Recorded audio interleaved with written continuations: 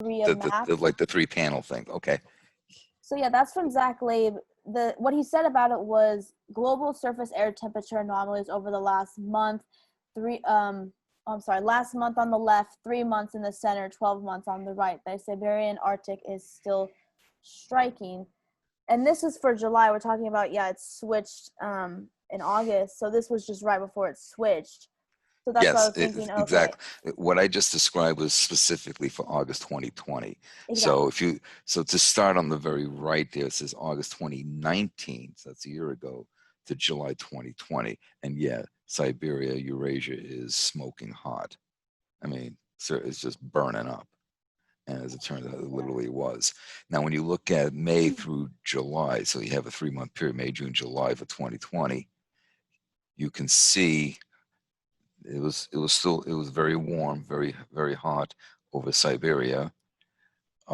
Somewhat warmer over Alaska, according to this. I don't know if we necessarily would agree that here, but and if you go back to July 2020, though, this is an interesting thing. Look at in the Chukchi and the Beaufort Seas off of the Arctic coast of Alaska.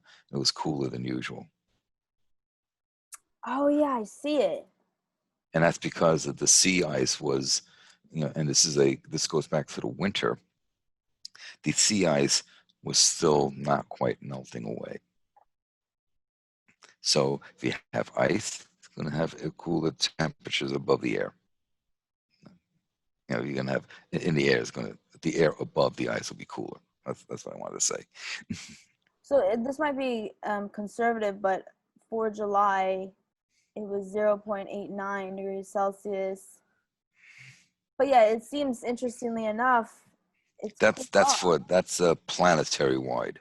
Right, Okay. there you go. So that's planetary wide. That it's still basically 0.9 C above the planetary wide average. You can break it down by region, but that's so those numbers, it's for the planet.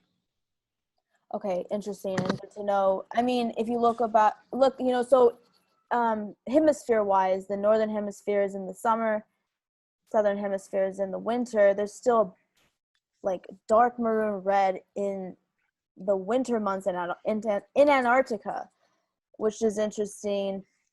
Antarctica is doing some interesting things there. I mean, if you look right across the Drake's Passage from South America to Antarctica, it was very, very warm, but to the immediate east, it was very, very cold. This is very interesting. Yeah. So what and the part heck? part of that is that you have a deep water current that forms off that portion of Antarctica. So it's going to be very cold water, so which means you're going to have cold air because the air above. But geez, I mean, yeah, so it's still warming despite it being winter in the southern hemisphere. Yeah, so that little purple blotch there that you see between the two red blotches of Antarctica, that's where a deep water current formed. So not many people are aware of this, but there are two major locations for deep water formation on the planet. The North Atlantic off Antarctica is the other one. But the one off Antarctica does not seem to traverse the planet as much as the one that forms off in the North Atlantic does. Well, how do you explain just what's going on over the Hudson Bay area of Canada? Be tied into the Arctic dipole. It could be localized. It could be part of the AO. I'm trying to look over to Scandinavia. Not sure what's going on there. That could, to be honest, look.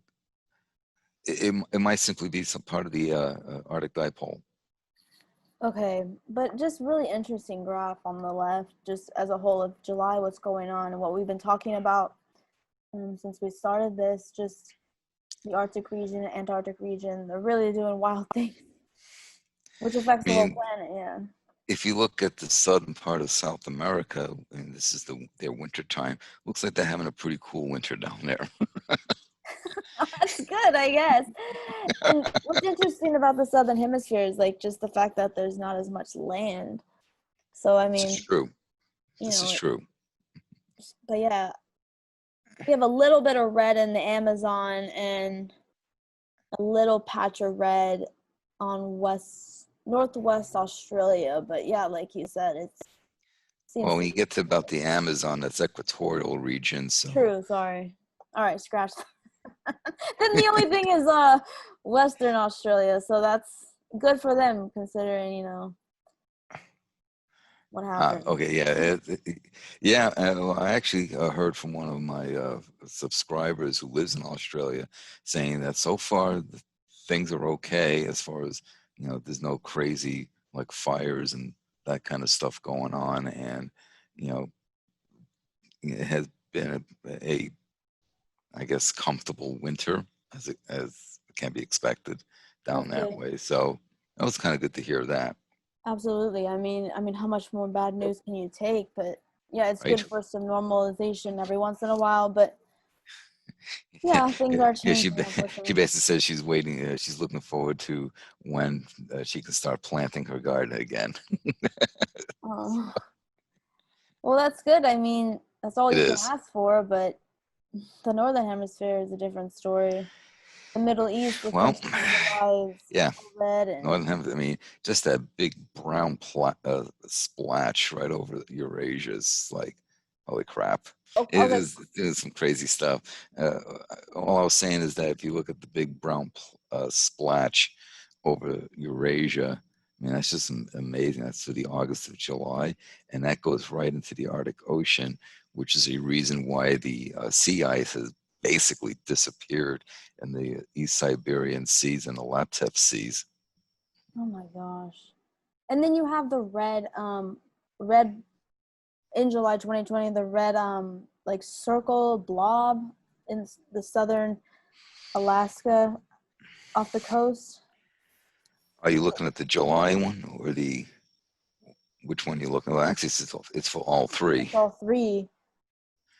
I'm trying to Um, find some anomalies, but well, that's yeah. You have a counter uh, clockwise rotating gyre in the Gulf of Alaska, okay. uh, and that almost looks like that's centered on that gyre. So something interesting is It's going on just there. what the heck? That's yeah, it's It's like it's. a I'm hole. trying It's to like a black look hole. at the. Oh, that's It funny. almost looks like the North Pacific is warmer than the Western North Pacific. It's really hard to see on this. So that could be related to the current was it negative phase of the I think it's the negative phase of the PDO. So just in general with the summer in the Arctic, I mean, I know it almost seems like I know you had Alaska that was cooler than average, but overall during the winter months the Arctic was showing a lot of red, where now in the summer, you know, Overall, the Arctic has been warmer okay. and Yeah. significant, quite a bit warmer than typical overall. I mean, and we know this as we know that the Arctic is warming up 2, maybe 3 times faster than the rest of the planet.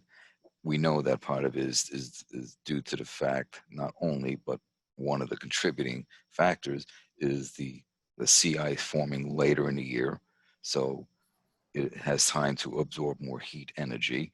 So it takes longer for that water to cool down, but the water does cool down, that heat energy called latent heat is given off to the atmosphere, keeping the atmosphere warmer until finally the sea ice can form, but it's forming much later, doesn't get as thick, melts earlier, sooner, and so on.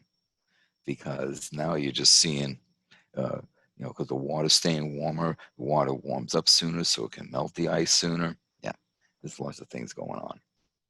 Many things going on. You can just see with all these colors. Pretty wild.